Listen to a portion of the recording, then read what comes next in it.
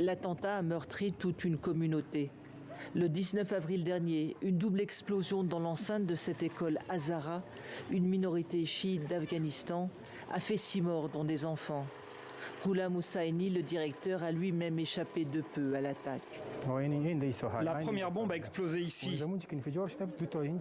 Il y avait des corps juste là. Ouvre ton sac. Depuis, l'école a pris des mesures pour se protéger. En Afghanistan, les chiites sont une cible privilégiée du groupe État islamique de Khorasan, la branche régionale du groupe terroriste. On ne devrait pas faire de mal aux gens et personne ne devrait pouvoir faire usage de bombes. Des caméras de surveillance balaient le périmètre 24 heures sur 24, un dispositif subventionné grâce à la participation des familles. On a mis en place ces caméras après l'attaque. C'est le ministère de l'Éducation qui nous l'a demandé. On paie aussi des gardes de sécurité, mais on n'en a pas besoin, car nos frères talibans nous aident.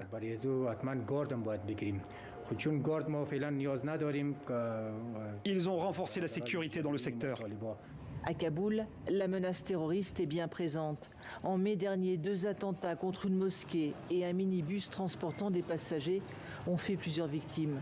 Début août, une autre attaque meurtrière. La revendication est toujours la même, le groupe État islamique du Khorasan.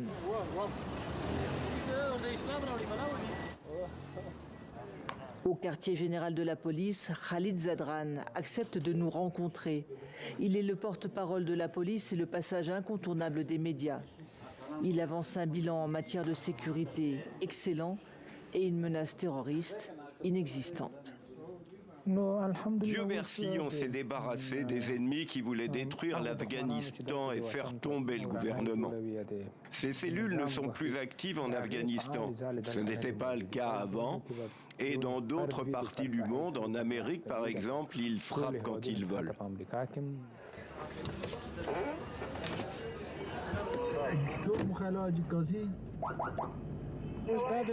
On va vers le secteur de Temani, vers le checkpoint. C'est le plus important de la ville. Depuis septembre dernier, la présence des talibans armés se fait plus discrète. Devant notre caméra, le commandant du plus important district de police, encadré par ses nombreux gardes du corps, martèle un message qui se veut convaincant. Le dernier projet d'attentat que Daesh a tenté ici, on a réussi à le déjouer. Ça n'a pas marché pour eux.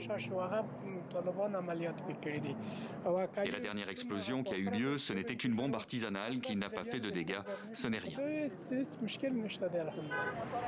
Pour contrer cette menace terroriste qui n'existerait pas, Kaboul serait devenu un nid d'espions et d'informateurs au service de la police et des services de renseignement.